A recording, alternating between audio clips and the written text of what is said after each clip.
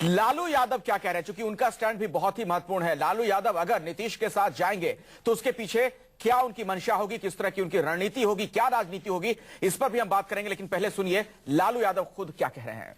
मेरा जो 16 तारीख का बयान है कि पूरे देश भर के जो सेकुलर पार्टियां हैं इसको आगे की रणनीति तय करना चाहिए। इस संदर्भ में जेडीयू या मुख्यमंत्री जो इस्तीफा किया, इस पर हमने आपको कहा था हमारी पार्टी बैठेगी। ये उनके मामले हैं। ये कहाँ से बात आ रही है कि शरद यादव ने 3 बार बात किया, त्यागी ने बात किया, फलाना ने बात किया। बिल्कुल इसको स्ट्रांगली कंडेम करते हैं, भर्त्सना करते हैं। हम वॉच रखे हुए हैं सिचुएशन पर, और हमारी पार्टी की मीटिंग भी है, कल हमने बुलाया है कि हर सवाल पर हम लोग बिल्कुल वॉचफुल हैं। और ताजा जानकारी के लिए सीधे पटना आपको लिए चलते हैं। अमिताभ ओझा हमारे संवाददाता हमारे साथ जुड़े हुए हैं। अमिताभ, क्या कुछ जानकारी मिल पा रही आरजेडी खेमे से? लालू यादव का क्या मन है, कुछ कोई टटोल पाया कि नहीं अब तक?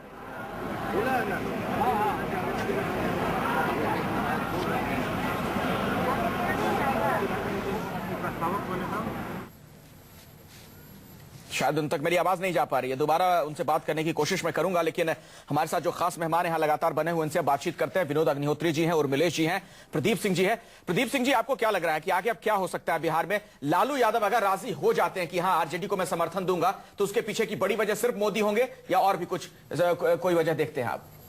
नहीं, देखिए, मोदी एक फैक्टर थे लोकसभा चुनाव में। उसका जो नतीजा आया, ये पूरे देश में पॉलिटिकल फोर्सेस का अब रीअलाइनमेंट होगा। देश की राजनीति बदल रही है। पहली बार कोई दक्षिणपंथी पार्टी अपने दम पर सत्ता में केंद्र में आई है। तो बाकी जो राजनीतिक इदारे हैं उनमें एक रीअलाइनमेंट होगा फोर्सेस का। दुश्मन दोस्त बन सकते हैं, दोस्त दुश्मन बन सकते हैं, लेकिन एक रीथिंकिंग जो है इस लोकसभा चुनाव के नतीजों ने वो शुरू कर दी है। ये सबसे पहले बिहार से शुरुआत हो रही है। ये देश के बाकी हिस्सों में, बाकी राज्यों में भी आपको आने वाले दिनों में देखने को मिलेगा। तो बिहार में क्या होगा, अभी जो संभावना लगती है, देखिए इस विधानसभा में उसमें 2 ही संभावनाएं मुझे लगती हैं। या तो लालू प्रसाद यादव और नीतीश कुमार मिले और ये सरकार चलती रहे, या बीजेपी कोशिश करे और तोड़फोड़ करे जेडीयू में और सरकार गिरा दे। लेकिन उसके बाद विधानसभा चुनाव। खबर आ रही है, तीसरी कोई उम्मीद इस विधानसभा से नजर नहीं आती। ठीक है, विधायक दल की जो बैठक हो रही है सर, उससे खबर ये आ रही है कि ज्यादातर जो विधायक हैं वो नीतीश कुमार के समर्थन में हैं। अगर यही तस्वीर आगे भी जारी रही, नीतीश कुमार के नाम पर ही वहां विधायक दल भी मुहर लगा दे, तो क्या लालू ऐसे में भी सपोर्ट करेंगे? नीतीश के नाम पे राजी होंगे वो? नहीं, देखिए जो परिस्थिति बन गई है, अब कोई चारा नहीं है, ना लालू जी के पास ना नीतीश जी के पास, एक दूसरे के साथ आने के अलावा। लेकिन मैं ये बात कह रहा हूं कि नीतीश का जो स्वभाव है, कौन जानता था नीतीश कुमार ने नतीजा आते ही जाके इस्तीफा दे आएंगे? उनके बहुत कोर ग्रुप के 1-2 लोगों को जरूर था कि अगर नतीजे उल्टे आ गए तो इस्तीफा दे सकते हैं, और उन्होंने दे दिया इस्तीफा। दूसरी बात यह है कि नीतीश कुमार का जो स्वभाव है वो अब अपने कदम वापस नहीं खींचेंगे।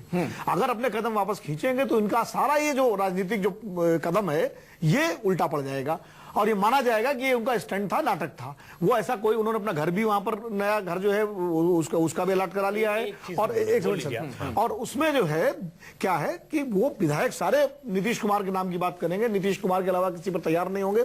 लेकिन उसके बाद नीतीश कुमार बहुत ही भावुक भाषण देंगे, बहुत भावनात्मक तरीके से संबोधित करेंगे, और फिर किसी एक नाम पर उनकी सहमति बनाएंगे। मुझे लगता है यही होगा। वो नाम कौन सा होगा वो जरूर एक सस्पेंस बना हुआ है हमारे बीच में। अखिलेश, कई बार राजनीति में ऐसा होता है कि जो समर्थन करता हुआ दिखता है वो दरअसल समर्थक होता नहीं।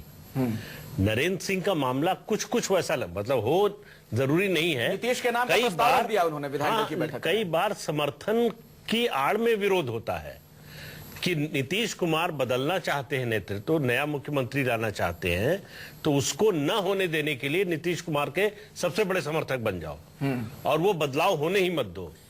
ऐसे में आलोचना नहीं कर सकते नीतीश कुमार उनकी कि हमारे विरोधी हैं, दुश्मन हैं। मेरा सवाल यही कर रहे हैं, वो खेल बिगाड़ना चाहते। उर्मिले जी, मेरा एक सवाल है आपसे। आप नरेंद्र मोदी को किसी बात के लिए क्रेडिट दे ना दें, लेकिन इस बात के लिए तो क्रेडिट देंगे कि उन्होंने दोस्ती करवा दी लालू में और नीतीश में। नहीं, ये तो कहना अभी थोड़ी सी जल्दबाजी है, लेकिन ये जरूर दरवाजे खोल दिए है, हाँ, लेकिन ये जरूर है जो प्रदीप जी कह रहे थे, सही बात है कि देश की सत्ता पर पहली दफा एक दक्षिणपंथी पार्टी जिसका सांप्रदायिक राजनीतिक सोच का इतिहास रहा है, वह अपने बूते सरकार में आई है, अपने बूते।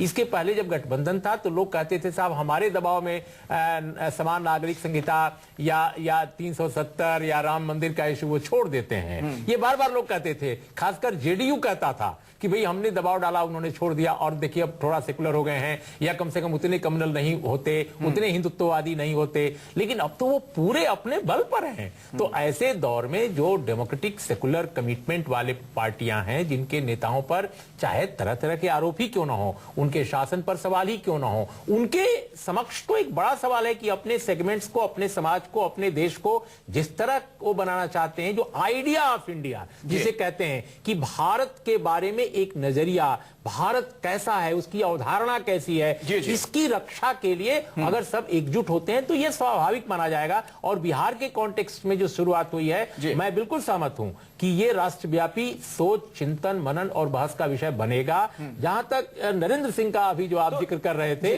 देखिए नरेंद्र सिंह वाकई खेल बिगाड़ना चाहते हैं, और जानते हैं आप सभी लोग, हमारे दर्शक भी जानते हैं कि पिछले कुछ महीने पहले जब ये चर्चा थी कि बीजेपी के संपर्क में नीतीश विरोधी कई जनता दलियों के विधायक हैं, तो उनमें जिन लोगों का नाम लिया जा रहा था उसमें हमारे मित्र नरेंद्र जी का नाम था। ये तो नरेंद्र जी की बात हुई। सर एक मिनट, उर्मिलेश जी, चूंकि बिहार की राजनीति को बहुत करीब से समझते हैं, मैं आपसे ये जानना चाहूंगा, जो नाम तमाम चल रहे हैं, मैं आपको बता दूं, अली अनवर हैं, विजय कुमार चौधरी हैं, विजेंद्र यादव हैं, वशिष्ठ नारायण सिंह है, नरेंद्र नारायण यादव हैं, उदय नारायण चौधरी हैं। आपको क्या लगता है, आपका आकलन क्या बताता है कि कौन अभी इस वक्त रेस में सबसे आगे होगा? देखिए, अटकल लगाने से कोई फायदा नहीं, क्योंकि कुछ ही देर में फैसला हो रहा है और मैं फैसला लेने वाले लोगों में नहीं हूं। मैं तो पर्यवेक्षक हूं, बाहर बैठा हूं, एक ऑब्जर्वर के रूप में। हमारे साथ जो विधायक है वो तय करेंगे, लेकिन ये जो नाम है, इनमें भी कोई हो सकता है, इनमें बाहर से भी कोई हो सकता है। हम अपने दर्शकों को पटना लिए चलते हैं। अमिताभ ओझा एक बार फिर से हमारे साथ, हमारे संवाददाता कोई नाम तो होगा। अमिताभ, कोई नई जानकारी निकलकर सामने आ रही है जेडीयू की इस बैठक से? बिल्कुल नहीं अखिलेश, अभी जो प्रस्ताव नरेंद्र सिंह ने दिया था उसके बाद तमाम विधायक अपनी अपनी बात रख रहे हैं और मुख्यमंत्री जो नीतीश कुमार खामोशी से बैठकर उन्हें सुन रहे हैं। अभी तक उनके तरफ से कोई जवाब नहीं दिया गया, लेकिन जो बैठक में तमाम विधायकों ने जो अपनी बातें रखी उसमें उन्होंने नीतीश कुमार को फिर से अपना इस्तीफा वापस देने और फिर से मुख्यमंत्री बनने की ही बात कही है। शरद यादव का क्या स्टैंड है? अभी भी अड़े हुए हैं कि नीतीश नहीं कोई और? जी बिल्कुल, शरद यादव का स्टैंड अभी तक उन्होंने दो नाम दिए हैं उनकी तरफ से। पहले एक नाम विजेंद्र यादव का आ रहा था, विजेंद्र यादव का आ रहा था, दूसरा नाम नरेंद्र नारायण यादव का आ रहा है, जो काफी करीबी माना जाते हैं शरद यादव के और कोसी इलाके से आते हैं। लगातार 5 बार से वो विधायक रहे हैं, वरिष्ठ नेता हैं, उनके नाम का दिया गया है। हालांकि ये सभी नाम शरद यादव ने भी छोड़ दिया है कि नीतीश कुमार पे ही छोड़ दिया है कि वो क्या फैसला लेते हैं। लेकिन फिलहाल ये दो नाम हैं जो नीतीश गुट का मानना है, उनके अलावा वो नीतीश कुमार को मान रहे हैं। उनके नहीं होने की स्थिति में एक नाम आया, विजय चौधरी का नाम भी चल रहा था, हालांकि अल्पसंख्यक होने के नाते अली अनवर का। लेकिन फिलहाल जो नाम पे जो बात चर्चा चल रही है, वो नाम अगर कोई हो सकता है तो वो नरेंद्र नारायण यादव और विजेंद्र यादव का नाम पे ही हो सकता है। और इस बीच खबर यह भी अमिताभ आ रही है कि कल कांग्रेस विधायक दल की भी बैठक है शायद।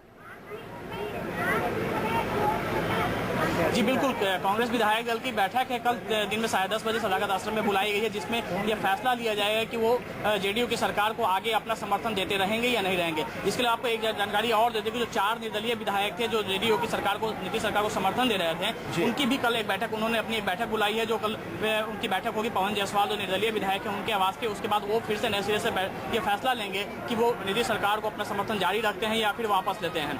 अब जबकि अब से कुछ देर के बाद यानी कि 6:15 बजे बीजेपी के नेता जो है मिलेंगे, राजभवन में जाएंगे और राज्यपाल से मुलाकात करेंगे। ये बात नंदकिशोर यादव ने बताई थी। तो ये मुलाकात क्यों हो रही है? देखिए ये भी बहुत महत्वपूर्ण है अमिताभ, देखिए ये भी बहुत अहम है। क्या कुछ पता चल पा रहा है ये मुलाकात क्यों हो रही है? बिहार बीजेपी के जो नेता हैं राज्यपाल से क्यों मिल रहे हैं?